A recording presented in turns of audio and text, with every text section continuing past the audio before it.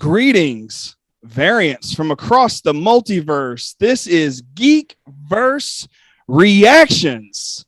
Happy November. My name is DJ Foster. You may call me Rebel Scum Texan. It's what I go by on the internet. It's pretty much everywhere except for Instagram nowadays. And with me always is the host with the most, the man I call Mr. Mando Talk, Caleb Keller in the building. Yeah. What's going on, my brother? I'm in the building. I'm in the building. Let's go. Let's go. I'm hyped, man. I'm feeling really good tonight. I don't know why. Might be the topics that we have to talk about. Might just be the fact that we just get to talk on a weekly basis. Twice, by the way. You know, we talk Star Wars on Thursdays. I'm hyped, man. I'm ready to go. I'm excited to be here. Man, I am too, and I echo everything you just said. It's always a good time to talk about whatever we've got going on, and whether it's Geekverse, whether it's Star Wars. I mean, you know, we reserve Star Wars for Thursday. And by the way, if this is your first time listening or watching, this is a Geekverse Reactions presented by Mando Talk. And every Tuesday, you know, lately we've been doing more just talking about the other fandoms that we love so much. I mean, all you got to do is check the description below the video to see exactly what that's all about. But you can follow us at Mando Talk on Twitter, join our Discord, subscribe to the channel here so you can get that bi-weekly. Is it bi-weekly? Twice a weekly? Whatever it's called. Weekly, sure. twice a weekly content from us. And we enjoy doing this. So man, like you said, it's good to talk just some geeky stuff. So I think we should just dive right in. Yeah. I mean, we got so much going on. Oh, I should address that. Clearly my backdrop is different. Those of you who watch on a regular basis will know that typically I've got some different stuff behind me. That is because normally I do this show at my place of work, at the church I work for. And my wife has just entered into her 7th month of pregnancy. And I figure I should probably be at home and be near her just in case things, you know, start to get the letra crazy. So I'm here just hanging out. And this is actually the first time I've ever done this show in my own home. There you go.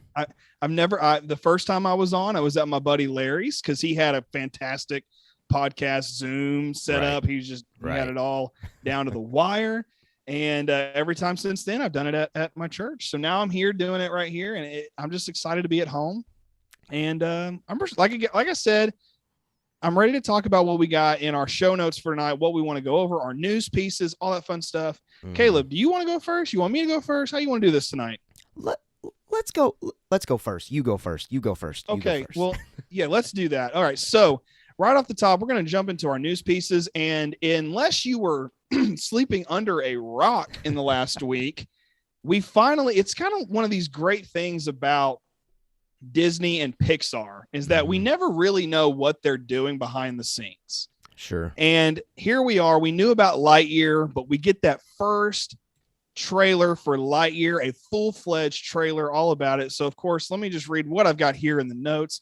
Disney and Pixar's upcoming film Lightyear has released its first trailer last week, which sent the internet into a nostalgia-driven frenzy of emotions and excitement. And Deadline reported that it clocked in at 83 million views in 24 hours, beating Eternals, which had a 77 million global views in its first 24 hours. That's mind-blowing. 83 million views in just 24 hours. I checked the Book of Boba Fett trailer, which we will talk about on Thursday, but I checked the views earlier today, and it only had 5 million. So it's like, whoa, Buzz Lightyear alone beat Boba Fett. Yeah. Isn't that wild? Yeah, it is pretty wild. I do think that number, because recently, as far as those big reporters, whenever they get those, how many have viewed a trailer numbers, that you're usually also pulling the numbers from Twitter and Instagram, collectively. So did you get that 5 million number for Book of Boba from all of those, or just from YouTube? You know what? That was on specifically, I think, Disney or Lucasfilm's YouTube channel. Now that I think about it, so I'm wrong on that. So maybe we need to dive into that research before Thursday to see if that's we should get that number by Thursday for sure. We need to, and I misspoke on that. That's my bad. No, all good. All good. Sometimes I make mistakes. It happens that way sometimes. What did you think about the trailer, though? Just honestly, in general. The visuals were stunning. I even saw one person took the soundtrack from Interstellar and put it over the top of the Buzz Lightyear trailer. Wow. I bet that was and awesome. I was blown away by it. I don't know if I retweeted it or anything like that. I just couldn't believe what I was watching. I was like, this makes all the sense. I was like, why is Hans Zimmer not doing this movie is my first thought. But yeah, no, I thought the trailer was stunning. I thought, the big thing that caught people off guard was Buzz Lightyear's hair. Yes, 100%. And I definitely. I noticed it and I was like, okay, Buzz isn't bald. Got it. That was kind of my initial thing. Also, one small thing I saw, and after this, I'll turn it back over to you and hear what you got about the trailer. One small thing I noticed that I was like, I've got to get one of those. Was Buzz was wearing a Property of Star Command shirt in one little shot. And I was like, I've got to get a hold of one of those Property of Star Command t-shirts, because I thought that was the dopest thing. Yeah. And I'm even actually chose this green shirt tonight because I wanted to somehow look a little bit like Buzz Lightyear. I don't own anything Buzz Lightyear, but I love Buzz. I love Toy Story for that matter. But at the same time, I just thought, man, I got to get me one of those shirts. Caleb, tell me what you thought, man, about that trailer. Well, for me, obviously, the first thing, like you mentioned earlier, it was so heavy with nostalgia. I mean, I felt like a kid again. Right. As soon as I clicked play, I was grinning ear to ear throughout the entire time watching that trailer. Now, getting into kind of the next thing here that we have prepped to discuss, I thought it was very wise of them to only have Chris Evans' voice say "and." One word, he said "and." And the reason why I think that was wise is because nobody's talking about his voice right now. They're just talking about how incredible the film looks. Like, the animation looks pretty daggum incredible. I think it could probably win a bunch of awards as far as animation style, design, all those different things. So I thought that was wise, because I know as soon as they reveal Chris Evans' voice some more, I'm sure there's going to be people that aren't happy that it's not Tom Hanks. Granted, Tim Allen. Tim Allen. My bad. Yeah. I'm sure people will be upset that it's not him, but I actually kind of like it. It plays to the audience that's out there. I like that Chris Evans, people know him as Captain America. That's going to get people to go check out this film. And I thought it was great. The execution of the trailer was great. It looks phenomenal. And obviously, if you've seen the trailer, if you're on YouTube, the difference between live action Buzz and the toy Buzz is great. And of course, we know that the toy is based on this this animated, almost live action version. It feels live action, of this animation style. So it's more so like a prequel to Toy Story in a sense. Yeah, I guess. So all good things for me. I really enjoyed this trailer. You mentioned the fact that Tim Allen isn't voicing Buzz, and that never really bothered me. I thought, okay, I get it. You need to move forward with a character, and sometimes things like this happen. But, I remembered I watched Tom Hanks on Graham Norton, which is a BBC talk show. I see clips every now and then from that across all social medias, and I just love watching it. I think it's hilarious, and it's so different than all the other stuff we have in the States. But on Graham Norton, Tom Hanks was like, oh yeah, my brother does all the voicing for all of the Woody toys. Yeah, okay. I don't know Tom Hanks's brother's name, but he said, yeah, that's my brother who does all those. And I was like, that's cool. Fascinating. So even in this world, in the real world, we see people who aren't voicing the characters in movies, voicing the toys, which is so funny because Tom Hanks is a toy in that movie. You are a toy, And so it makes sense to me. Of course, why would it be Tim Allen voicing Buzz? It makes perfect sense that they would do that, and even in a real world sense. Well, again, trailer just looks incredible. Chris Evans being in it, I think is fine. Yeah, I saw something funny on Twitter. I don't remember who tweeted this first. It was great. Whoever said it, I'm sorry that I'm not giving you credit, but somebody was like, yeah, when they made the toy of Buzz, they couldn't get Chris Evans to come in and record for the toy, so they had to hire some random person to come in and record the voice for the toy of Buzz Lightyear. That was gold. That is canon until proven otherwise. Oh, that's so funny. Probably that and the fact he was like 12 when Toy Story came out. Right. Oh, man. Well, did you ever watch the Buzz Lightyear of Star Command TV series? I don't think so. There's a chance that I did. I just don't remember. Yeah.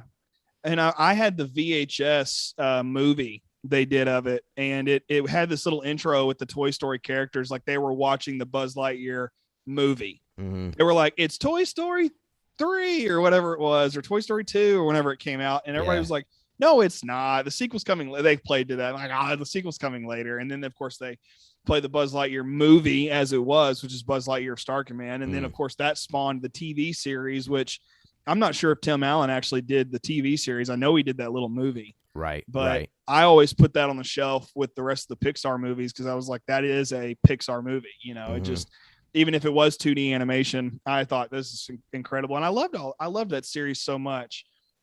And remember watching it with my cousins whenever I'd stay the night with like my grandparents and stuff. And we'd always have a good time with that. Yeah, absolutely. Well, I have one special thing that I want to show our YouTube audience. I hate to do this. I never do this. I try to avoid making a difference for our podcast listeners versus our YouTube audience, but this is something special for our YouTube viewers.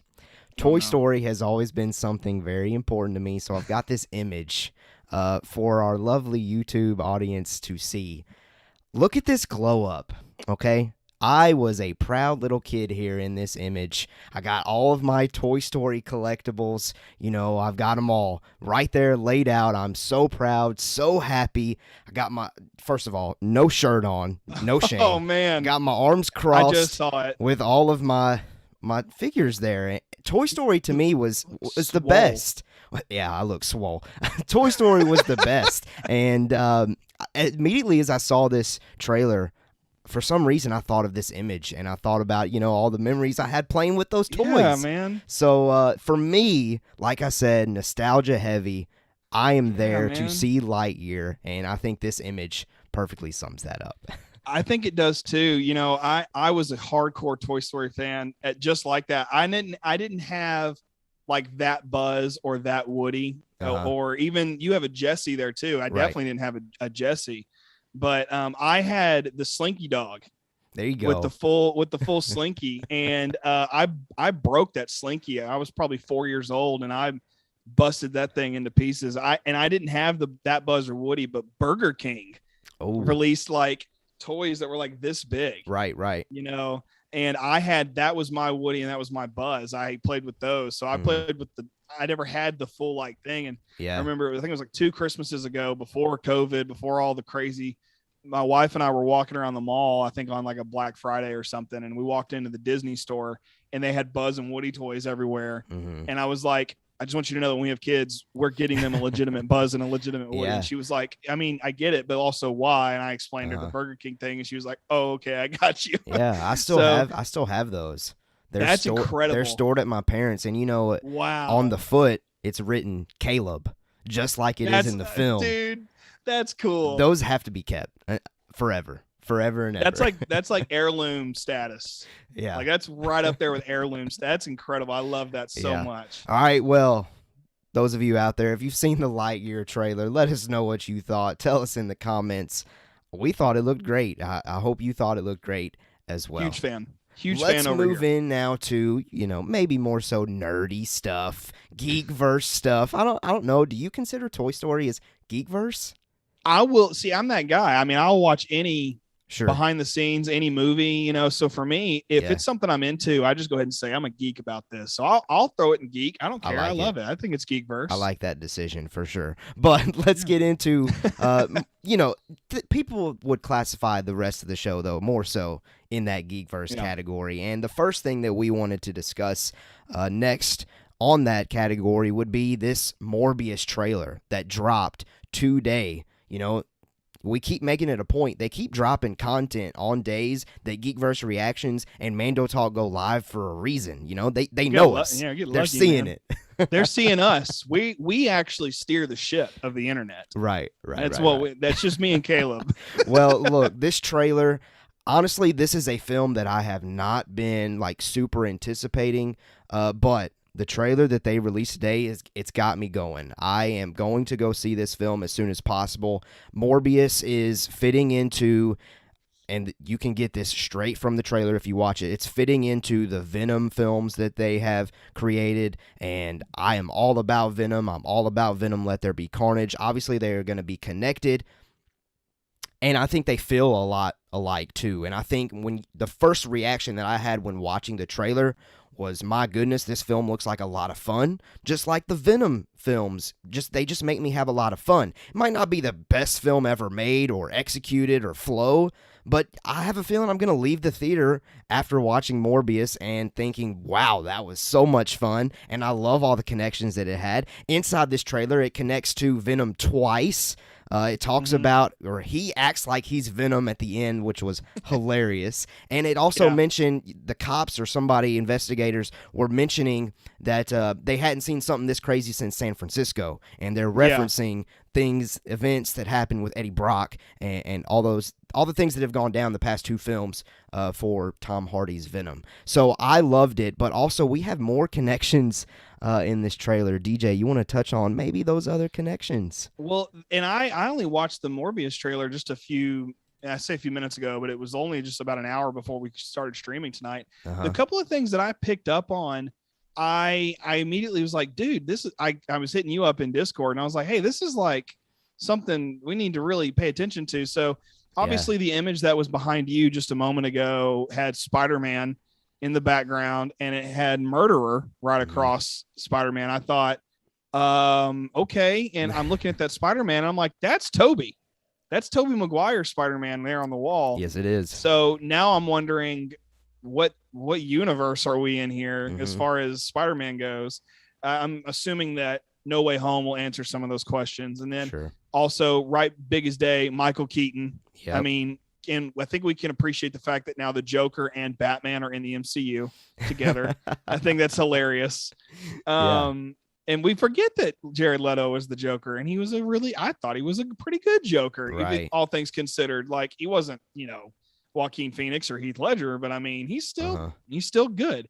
So anyway, we've got Michael Keaton, no doubt, probably the Vulture, because this is a Marvel and we know a movie, and we know it's going to connect to Spider-Man, obviously. And then last but not least, the only other thing that I truly noticed was the Daily Bugle paper that was in the middle of the shot, and up in the right-hand corner, it mentioned something about Black Cat, which is basically Spider-Man's Catwoman. So that's kind of a neat little pull in there. So those are the things I noticed from the trailer, aside from the fact that Jared Leto is basically some weird, like, not Jared Leto, but Morbius is some kind of like combination Batman Doctor Strange. Dude, Doctor Strange for sure. Doctor Strange, definitely. I mean, it was just so odd and so almost random that I was like, okay, this is something we're doing. And I thought, okay, whatever. But then as the trailer went on, I was like, this is actually pretty interesting. So those are the things I noticed. I mean, I can't really think of anything else unless there was something you saw that I didn't mention. I think you nailed it. But this kind of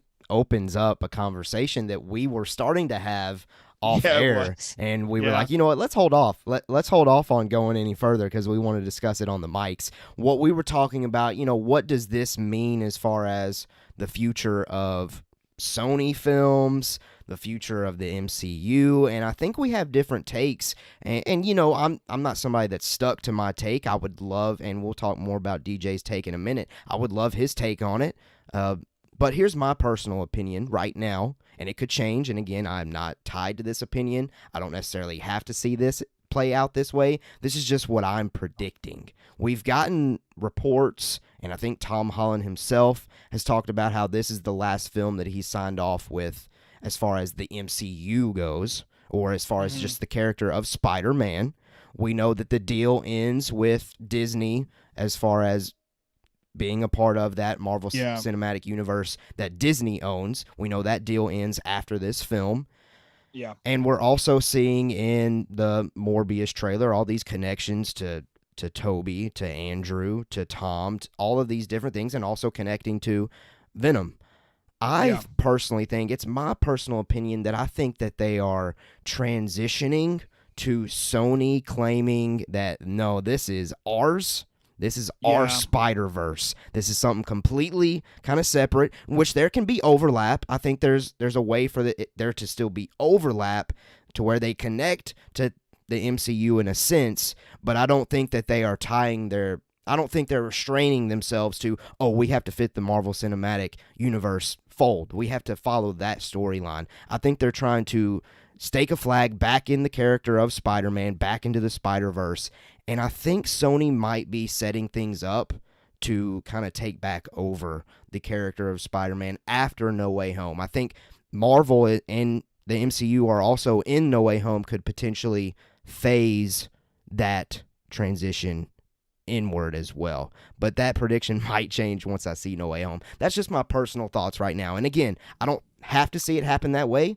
That's just my prediction after watching the Morbius trailer, which might not mean anything. Just being, a crazy geek as always.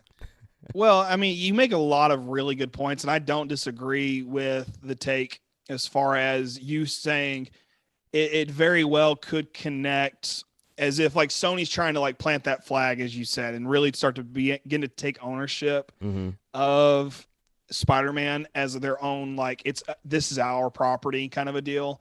So I definitely agree with that, but you can't look at this and not see the connections to the MCU. 100%. I mean, it's been enough.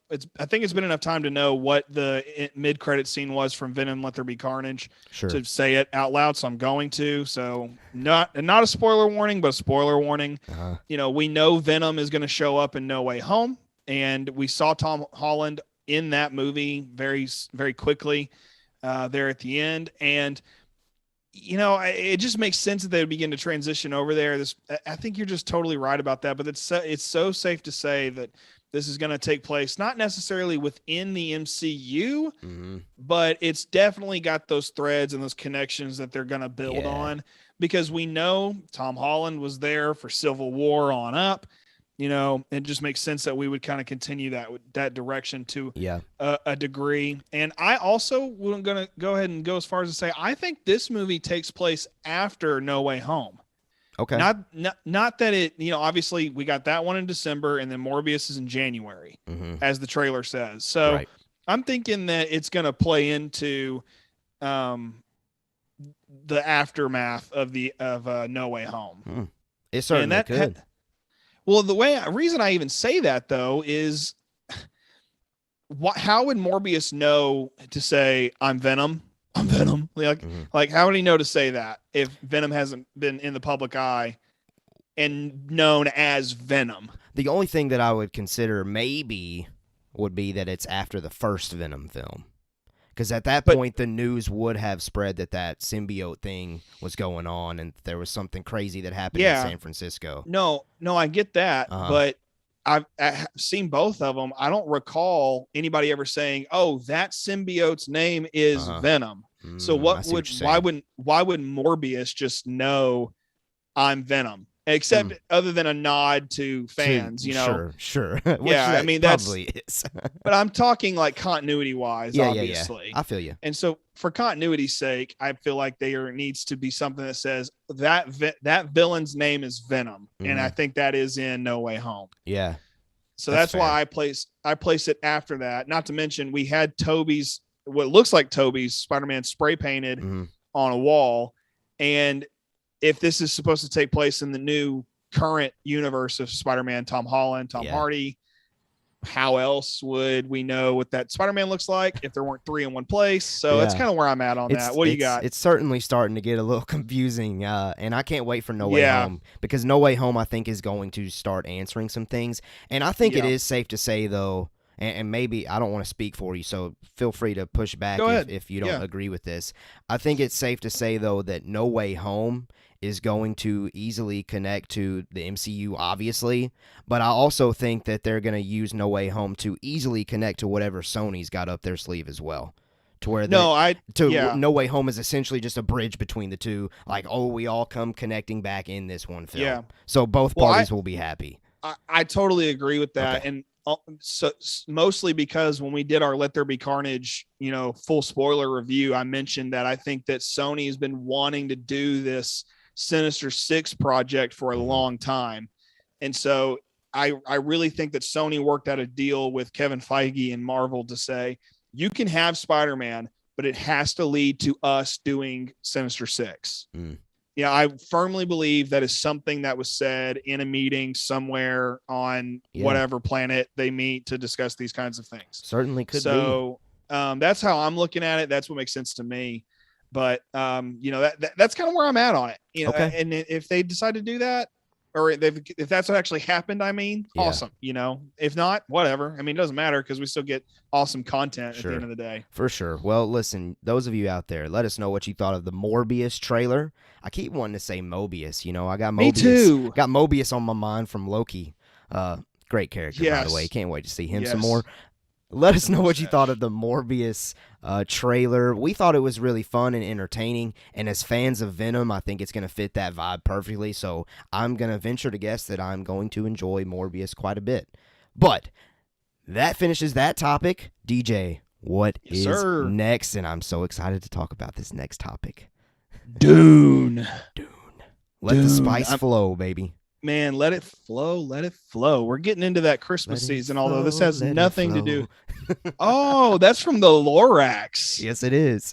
That is that's a deep cut. Okay, random thing about the Lorax. Worked at the movie. Pause on Dune. Pause on Dune. Every time I think of that movie, I think of Bluebell ice cream has this flavor called Crazy Cookie Dough.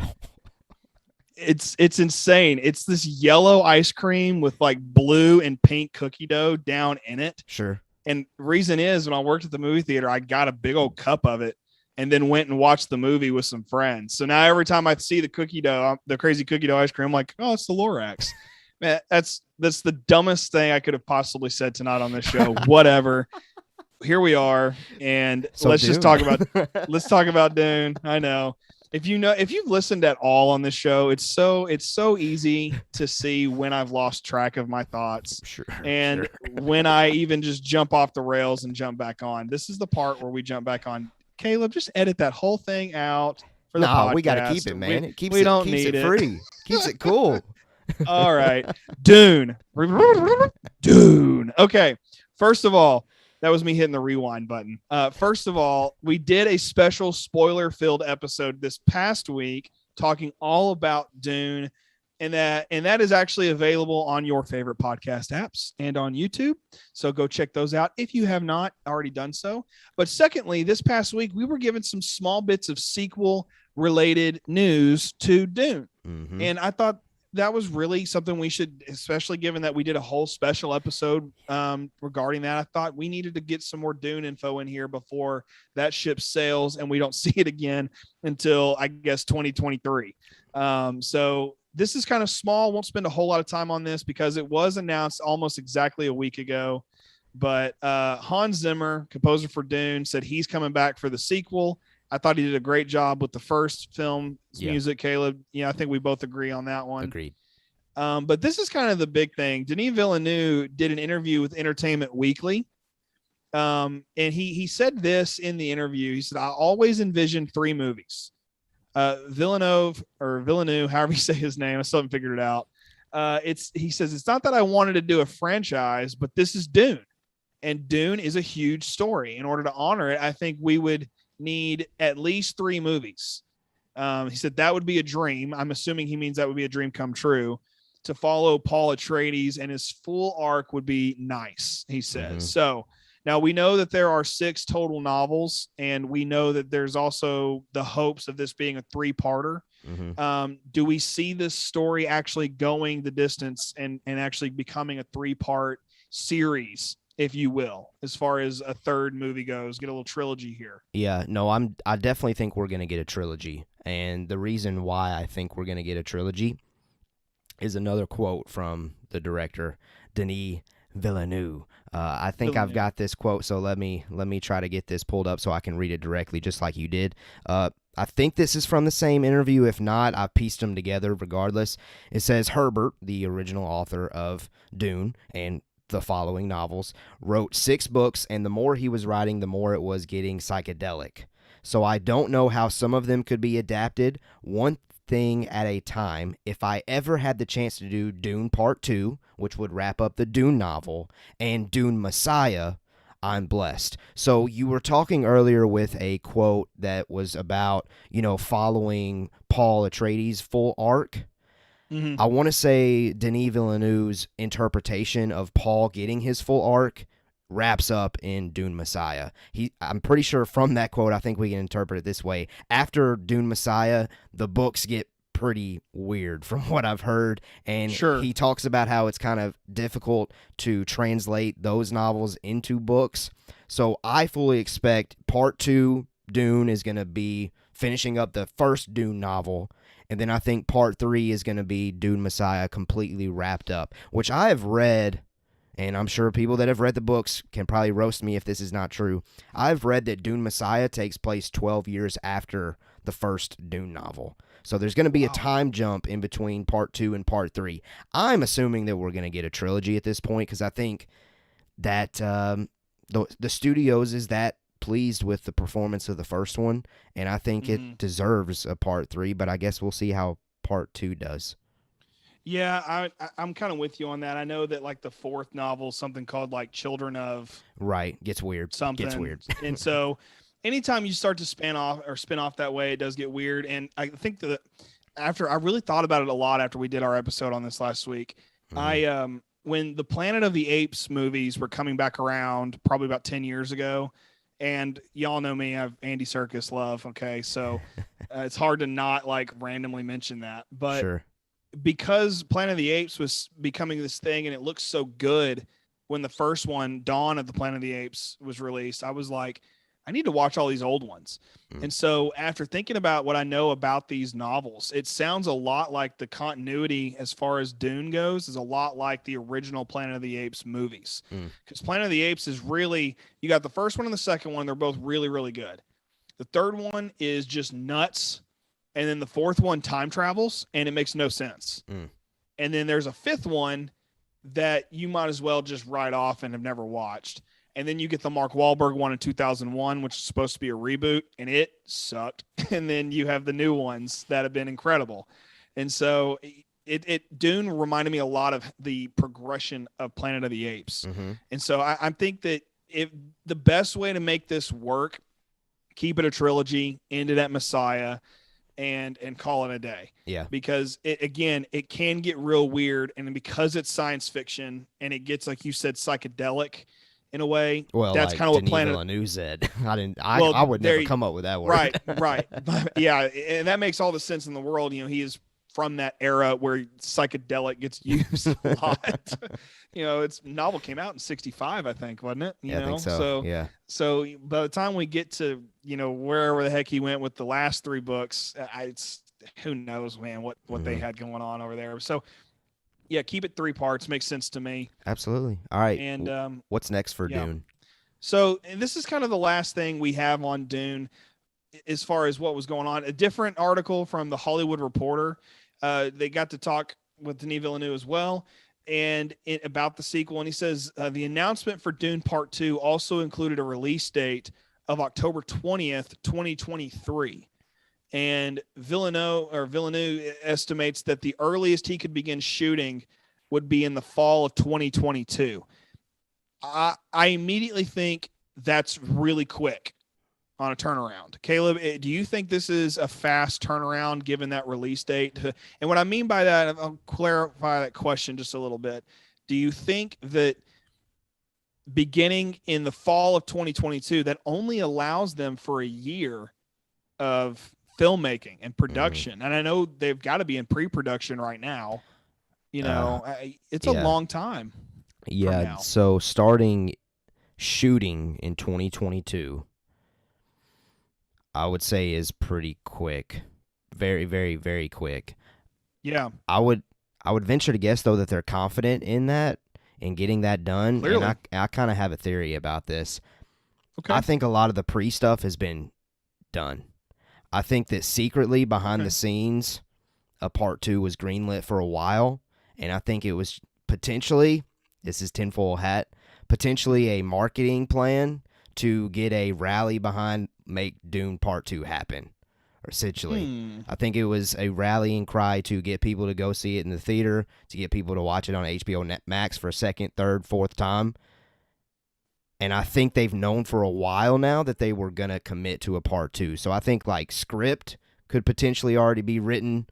I think a lot of the concept art, maybe even a lot of the casting, a lot of the pre-production stuff, I think, has potentially been knocked out or in the process of getting knocked out as we speak. That's just a tinfoil cap thought, because that is a quick turnaround. And if they're not shooting until 2022, if he's that busy and all the cast and crew are that busy, they had to have, 2022 is a year out to shoot this thing.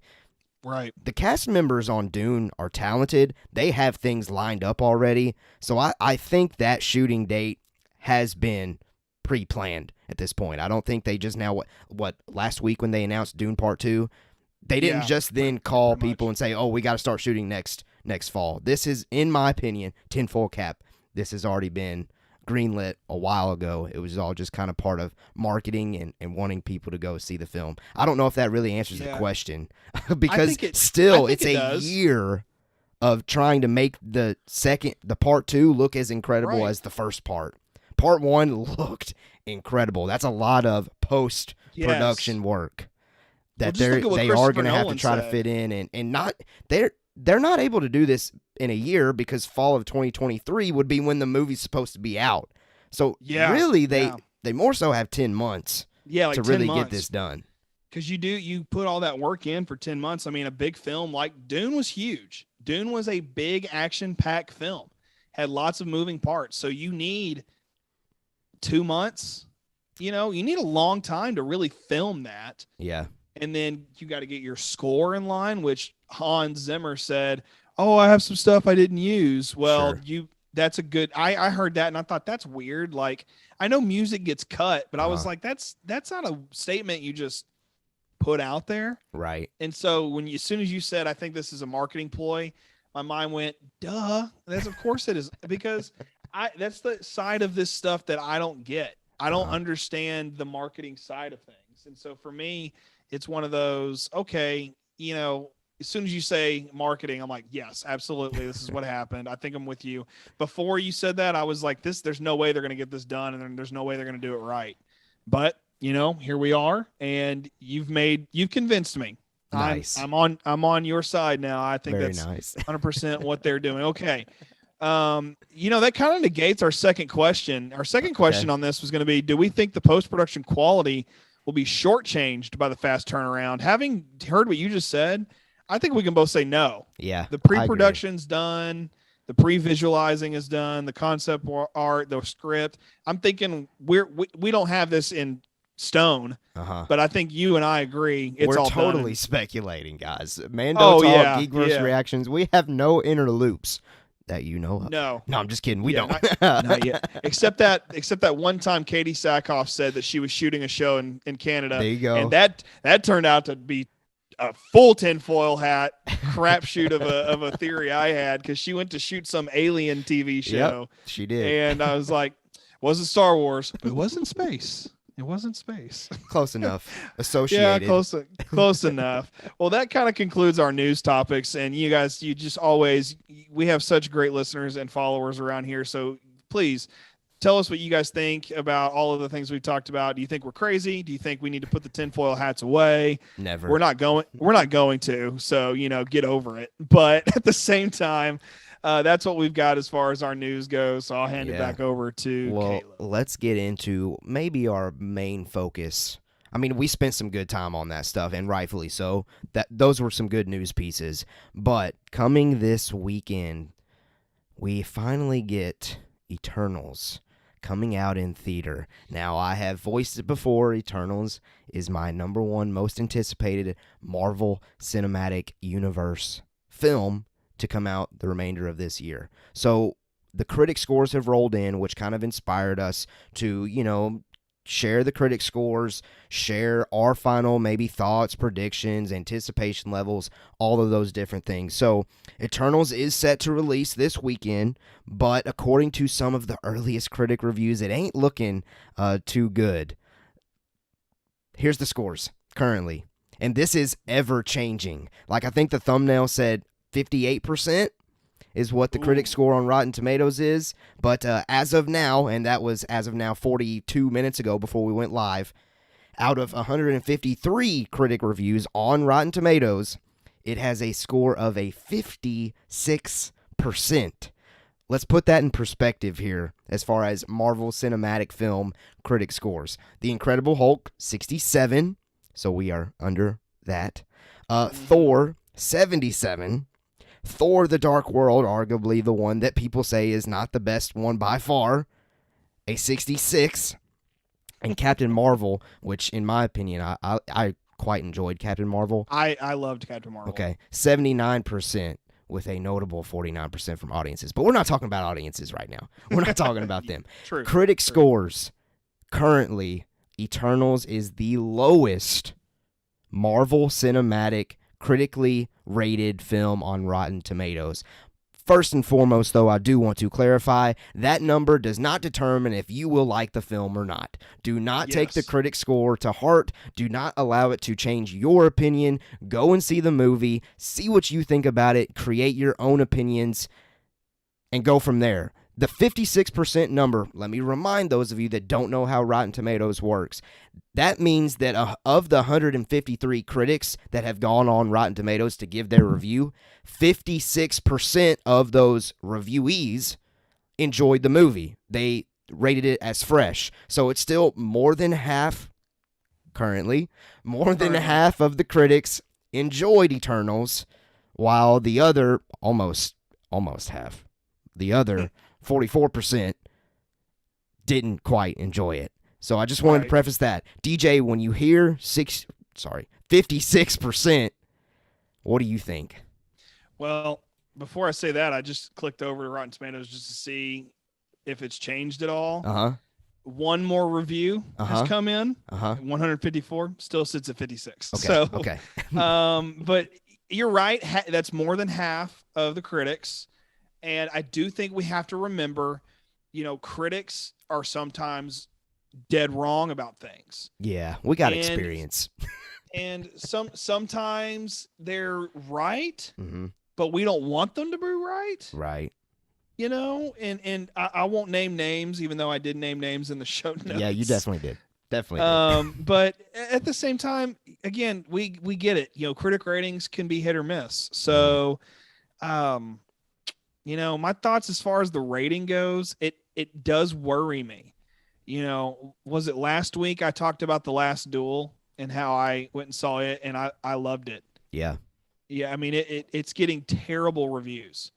It's getting nothing at the box office. Well, I thought the reviews for Last Duel were pretty good. It's just the box office number's not good. Well, I've heard a few bad reviews. I've heard a few people talk about bad reviews, but I've mostly seen that it's not doing well at the box office. Right. And I think the reason for that is a filmmaker's film.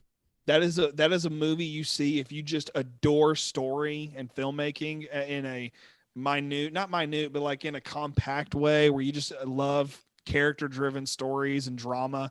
I think it's perfect, and I was actually talking to my dad about that today. I talk to my dad every day nearly, but I was telling him this is a movie that's not doing well at the box office, but I thought it was really good. It's a filmmaker's film, and he goes, so it'll get nominated for an Oscar. I was like, yeah, you're probably right. Now, all that to say, again, just because it's not turning in box office numbers doesn't mean it's a bad film.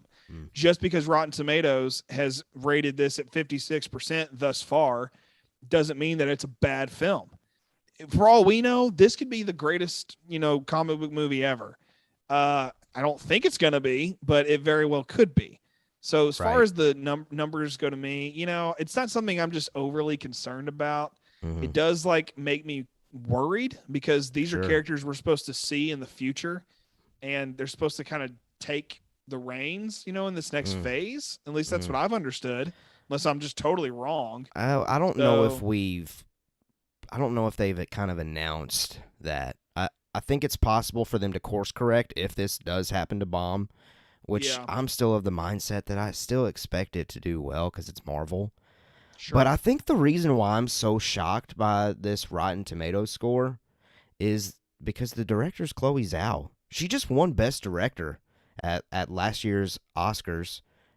I believe her film was also Best Picture. I'm just surprised by this personally, that her directed Marvel film is the lowest one. Maybe this is Hollywood's way of getting back at her. this is like hardcore speculation, but like tinfoil hat. Here we go. Big time. I need to get a tinfoil hat and make it, but make it look like a crown or something. I don't know. King of tinfoil hat over here. Regardless, we've talked a lot at different times about how certain directors think that comic book movies aren't cinema. Mm-hmm. They're not art. They're not, and I've even said I get where people think that and say that. This could be just a critic saying, she did a best picture. Now she's doing a Marvel movie. Slammer. Just slam. I mean, Hollywood, what did you say one time on here? It was something like, this is not friend business. It's show business. Robert Meyer Burnett, his quote. Yeah. So give him credit where credit is due. Right. It ain't show friends. It's show business. It's not show friends. It's show business. Exactly. And so this is, I think, that being played out in front of us. I think the only thing to go against that is there's not a single movie on Rotten Tomatoes, Marvel, that has been given rotten, except this one. I don't think it matters. Okay. Yeah, I don't think it matters. I think that they would be willing to just totally throw somebody under the bus because that's Hollywood, man. That's show business, and there could be a lot of other elements that play into that. I'm gonna stay by. You know what?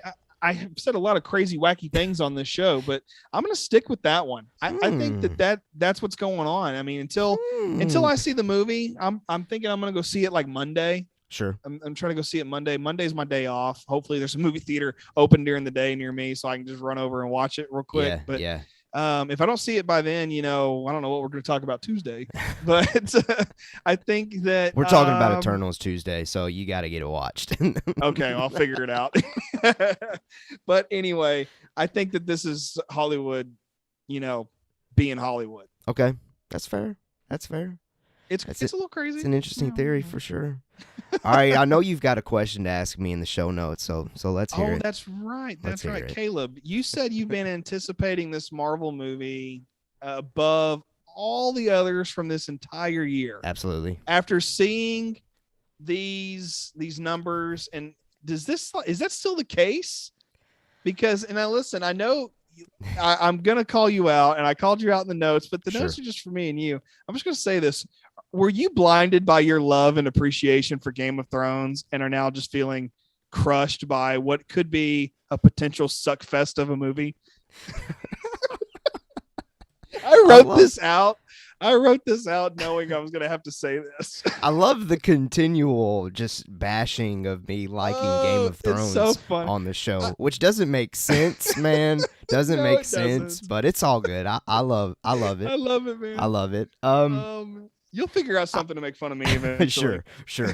I will say, obviously, one of the main reasons why I am most anticipating this film is because of all of the Game of Thrones talent that's in it. I'm not going to sit here and lie that I'm most anticipated about the story and the way it looks and all those different things, which, yes, those were things that got me compelled.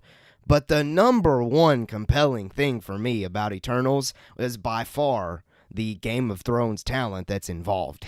So, in a sense, that Game of Thrones hype has kind of faded. I'm more so just appreciating or anticipating Eternals for what it could be, because I have read reviews that say, oh, this is completely different from anything that a Marvel film has done. And I think that is why I'm still super excited for this, because I've talked about it before. As far as Marvel on the television front, all three of their live action shows that they have done so far, WandaVision, Falcon and the Winter Soldier, Loki, all three felt completely different, and really the only one that was similar to the Marvel cinematic formula was Falcon and the Winter Soldier, and it was the one that I didn't like the most. It was my least favorite of the three. So when I hear this is a Marvel movie that is completely different from any of the other Marvel films, that does get me excited. So I'm going to say my anticipation and excitement is still up there. But to address your question, it's not as high as it used to be. I have to be honest. It's not as high as it used to be. And I don't know if that's the scores affecting me. I guess it is. Or maybe we're just getting closer and closer to this thing. And I thought I was going to see more to get me more excited. But I feel like I've been seeing the same thing since the very first trailer, however long ago that was. Like, I don't feel like they've raised the stakes with each trailer like I'm sure they're going to do with Spider-Man No Way Home. I'm sure No Way Home, they've talked about it. It's possible for us to get a tease of all three Spider-Men being together in the next trailer. Like, that's upping the stakes with each trailer. You know, they show Doc Ock. Then maybe next, to raise the bar even higher, they show the three Spider-Man. I don't feel like Eternals' marketing has done that. It's been the same thing over and over again. It's different. It's a lot of on location shots, which I love. Yeah, I'm all for that. I think that's going to be perfect. Amazing. But yeah, I think that mixed with the low critic score is affecting my anticipation for Eternals personally. I think that makes all the sense in the world. You know, it's kind of hard to look at a 56 and not get a little bummed. Mm-hmm. You know, well, even as it was as of yesterday, it was at 60. You know, I mean, it's just weird. It's just not. It's a weird thing to kind of get over. But I think, given the visuals, given what we're about to hopefully see this weekend, I think it's going to really kind of show us.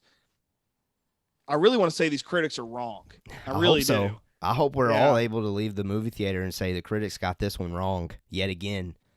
Yep, and that's how these things go with. I feel like with comic book movies a lot. Well, you mentioned just the cinematic scope. I think we both agree that what we've seen from the trailers makes this thing look fantastic. You know, I think that we can just say yes, this is going to be a visually stunning movie. Yeah. Let's go across positive. The board. Let's get positive. Yeah, and so on top of that, you know, we're still being introduced to a whole new set of characters. You know, with all kinds of abilities, personalities, you know, not to mention there are some very notable stars in this cast. And we could go on and on about the cast list, but when you just look at that image, I mean, look at that image. You got all of these big names whose faces I know just barely. You know, we got Selma Hayek. We know that is that how you pronounce that, Selma Hayek? I've never really been totally sure about that. But, you know, we've got her and we've got, I can't pronounce this guy's name. He's going to be in Obi-Wan Kenobi. Kumail Nanjiani. There it is. And then, of course, Angelina Jolie, who I'm not even sure she's really leading the helm with this anymore. I always kind of pictured her as the leader of this group of folks. But I'm thinking it might end up being Salma Hayek, who ends up kind of being the leader of the crew there. Really? I mean, just based on trailers. I feel like I read somewhere, and I'm probably going to say her name wrong, Gemma Chan as Cersei is potentially going to be viewed as the lead character. But that is one thing that I've seen from reviews is that there's not really a clear cut who's the lead, like in most Marvel films, which, again, is something that gets me personally excited, is that there's not a clear cut lead. Well, Marvel's done well at knowing and saying, you know, all of these characters are the lead. You know, look at Avengers. Avengers. If you look at Avengers and then you look at, I would specifically say Endgame. And really Infinity War too, but mostly Endgame because it's centralized on those original core Avengers. Again. Right. And of course you had Ant-Man and you know, Rocket and all the others and whatnot going on there too. But at the same time, I think that they do know how to handle multiple leading characters. It's tough. It's tough because obviously with Avengers they had so many films leading up to it to give the here's how this character gets here moment. And they have all of these different characters in Eternals that in a 2-hour film they're going to have to try to give a 2 hours and 37-minute film that they're going to have to try and give each their own a setup story and then build it into a larger story. It's going to be tough. And honestly, when you think about it in that sense, you think about all of the talent and all of the characters that they've got in this film. You think about all the action that they're trying to get to. I could see, putting myself in a critic situation in their seat, I could see them seeing this as a film that's choppy or fast or doesn't flow well because they're having to tell all of these set up stories for all of these key important characters moving forward, and they just don't have the time to do it. I can see that sense. I think that's what makes Eternals different from all of these other big group up films that we've seen from Marvel in the past. Well, I think you're probably right. That's where the critics will probably kind of say, "Oh, it's too fast here," or "It's this, that, there." And I think one thing that we could consider is, after seeing the film after this weekend, it might be good to say, okay, or at least ask the question: would this have been better if it were a TV series? Because there are so many moving parts. Now, to me, I don't think that really matters. I don't think we need to, there's like one movie that I would say make that a TV series off of its one movie, and that's Solo, a Star Wars story. I want that I would love to see that become a TV series, even if it's a limited run, bring out those characters. But the Eternals is the only other movie I would ever think, okay, maybe they could have done this instead. But that's putting a lot of faith into, something that you want to do 7 or 8 episodes with. Because you look at Loki and WandaVision and Falcon Winter Soldier, those were well-known characters. We've seen them on screen. We know who they are. It makes sense that, they would do those TV shows. It doesn't make sense that they would do Eternals out of the gate without introducing them somehow in a grand scale. So maybe after this weekend we can consider that question. But I think for now it just needs to stay as it is. It's going to be, I think, a really good movie, and I don't think we need to shy away from saying that, until proven otherwise. Yeah, and so just some other things here that we listed as positives to be looking forward to as far as when you go and see Eternals. The comedy that we've gotten in the trailers has been spot on, and that's something that Marvel is always good with. So be looking forward to that. There are other references to other superheroes and supervillains in it, which is always fun. That Easter eggs like that make us geeks go crazy. That should be a song. Yeah. Make the geeks go crazy. Anyway. It wouldn't even be a beat. It would just be a lot of pew, pew, pew, pew over and over again. Sure. And then some dork like me or you in the background just, right. Yeah. Right. And something else to consider that we said was it's on deck. It's like the penultimate Marvel film for the year. It's the one before, probably for most people other than me, No Way Home is the most anticipated Marvel film for the fan base, and Eternals, I'm sure, is going to somehow get you more excited for Spider-Man No Way Home, because we're getting closer to that date. I mean, we're now officially in November. Next month is going to be Spider-Man month, which is absolutely crazy. So just some positives there to share. Not just Spider-Man month, though. Not just Spider-Man month. We got Hawkeye. Hawkeye, that's right, at the end of this month, man. I keep forgetting about that. Hawkeye coming too. Keep forgetting about that. So we've got these two things to kind of cap off 2021. Thankfully, I'm tired of this year. but at the same time, you're right. We're one step closer to No Way Home, and that's, I think, kind of what matters the most at this point. For most people, yes. Not except for you, but everybody else, it's Spider-Man. Sure. But yeah, let's just share some final thoughts here on Eternals. Sure. I'm still excited to see it. DJ, are you still excited to see it? Yes, I'm still excited to see it. Okay, good. Regardless of the reviews, go and see it for yourself and make your own opinion and come up with your own score. Rotten Tomatoes score. At the end of the day, does not matter. Next thing that we wanted to talk about with Eternals before we leave that film, do we expect any end-credit scenes to connect to the big event of No Way Home, DJ? Yes. I'm of the opinion that we don't. Okay, I like it. Okay, I'm glad we're divided. I was really hoping next Tuesday when we spoiler talk about it, we can say, who was right and who was wrong. Well, right now I'm 1-for-1 with Venom. I said going into it, I was like, this dude's in No Way Home, and you were like, no, he's not. And I'm like, you watch, you wait. I'm thinking. Oh, I still think there's a possibility he's not in No Way Home. Come on, you're ridiculous. That's ridiculous. I have to stick to it at this point. I have to. Crap. I have to stick to it. I have to lay it down. I made that point. I'm correct until proven incorrect. You've already been proven incorrect. No. I said no Venom in No Way Home. We haven't gotten to No Way Home yet. Whatever.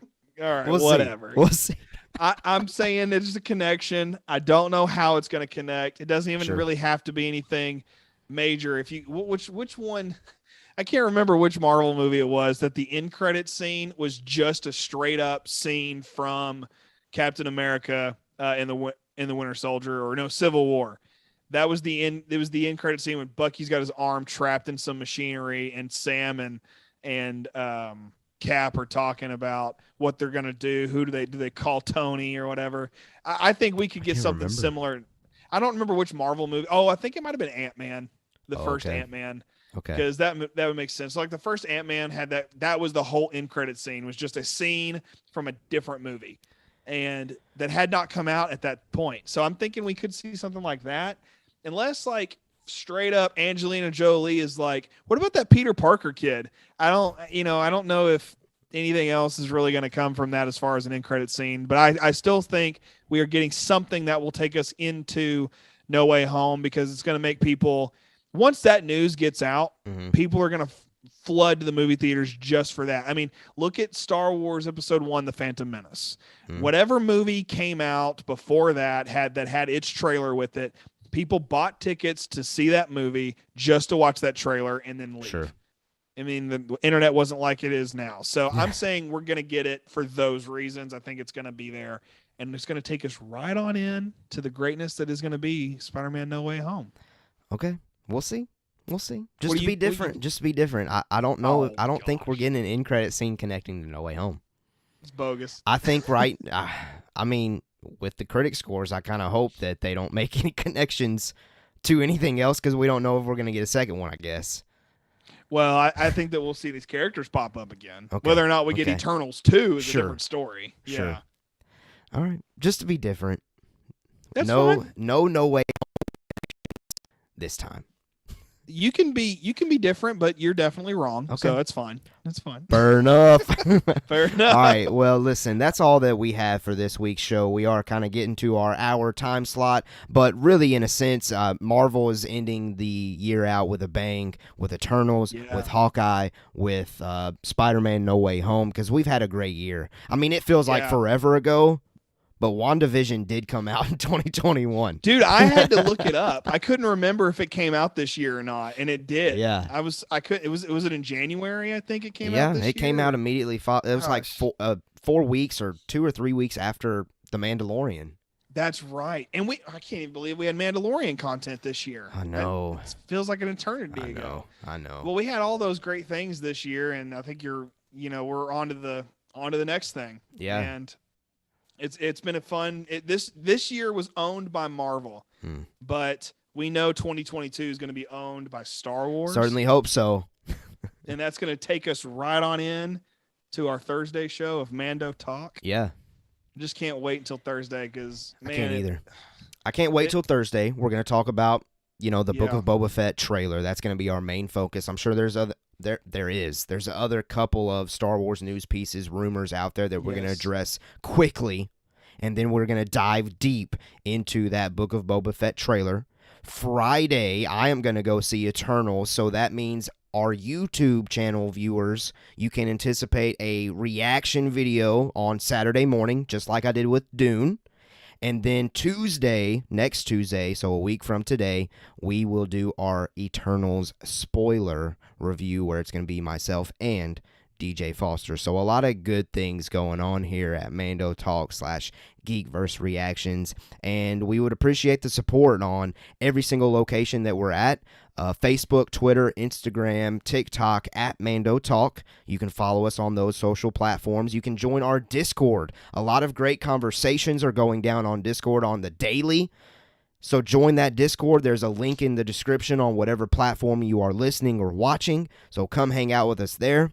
And if you are not on YouTube yet, please do us a favor and subscribe to that YouTube channel. I feel like now that we've gotten to that 100 subscriber goal, I think it's time for us to start cranking and motivating to get some more people to join the channel. So share our channel, share our links, do whatever you got to do to make us grow. We would greatly appreciate it. That's all I have to say. I will pass it back to DJ to send us out. I am so thankful for your support and thankful for the listen as always. DJ, say your final things, and why don't we get out of here? We are very thankful. I want to echo that for your support. It is now the month of thankfulness. That is. At least here in the United States, it is anyway. Mm-hmm. Canada already got that out of the way, and so they're like, it's Christmas time, and I'm thinking, you're crazy. We got to get through the turkey first. Anyway, thank you guys so much for listening, and as always, we'll see you on Thursday, and we will see you on Earth 2.